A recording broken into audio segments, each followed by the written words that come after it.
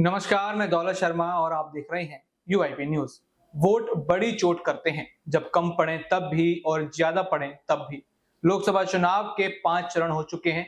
428 सीटों पर vote EVM में लॉक हो चुके हैं। नतीजे 4 जून को आएंगे, लेकिन विश्लेषण अभी भी चल रहे हैं। घटे बढ़े वोट का किस पर क्या असर होगा, इसका गुणा भाग चल रहा है। इस बीच अभी तक पड़े वोटों का एक दिलचस्प डेटा सामने आया है। अंग्रेजी अखबार टाइम्स ऑफ इंडिया की एक रिपोर्ट के मुताबिक देखा जाए तो 409 में से 258 सीटें ऐसी हैं जहां 2019 के मुकाबले वोटिंग घटी है। वहीं 88 सीटों पर यानी हर 5 में से एक सीट पर तो कुल वोटों की संख्या में 5 साल पहले की तुलना में गिरावट देखी गई है। अब वोटरों के इस मूड का क्या अर्थ है? सियासी पंडितों के लिए यह एक दिलचस्प पहेली बन गई है।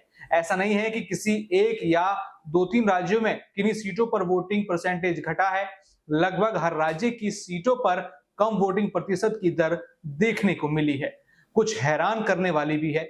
उदाहरण के लिए केरल की सभी 20 सीटों पर मतदान में गिरावट देखी गई। उनमें से 12 सीटों पर 2019 की तुलना में ईवीएम में कम वोट दर्ज किए गए हैं। वहीं उत्तराखंड से सभी इस बार 5 सीटों पर कम मतदान हुआ है।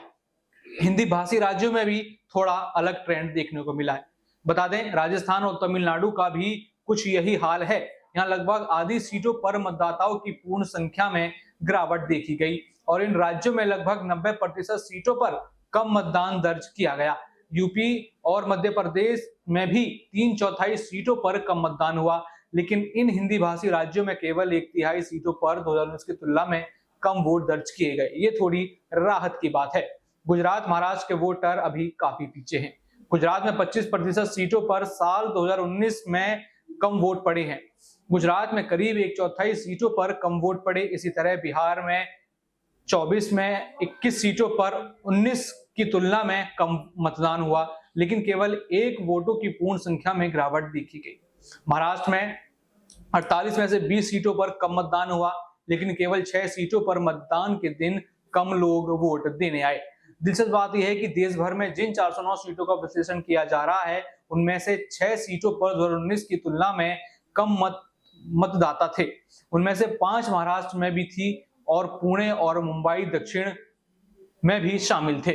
आंध्र प्रदेश, झारखंड, कर्नाटक, उड़ीसा, तेलंगाना और पश्चिम बंगाल में इस बार 2019 की तुलना में कम वोटों वाली कोई सीट नहीं थी। हालांकि उनमें से कुछ में कम मतदान दर्ज किया गया था। छत्तीसगढ़ एकमात्र प्रमुख राज्य था जिसमें हर सीट पर मतदान और पूर्ण वोट संख्या दोनों अधिक है। हालांकि चुनाव आयोग ने प्रत्येक सीट पर डाले गए वोटों की पूर्ण संख्या पर डेटा नहीं दिया है, लेकिन मतदाताओं का पता है और मतदान प्रतिशत भी दिया गया है। और लगातार आकलन यही है कि आखिर क्यों जनता जो है घरों से बाहर नहीं निकल रही और मतदान क्यों लगातार कम होता हुआ नजर आ रहा है। बाकी और भी ऐसी खबरें जानने के लिए देखते रहिए यूआईपी न्यूज। धन्यवाद।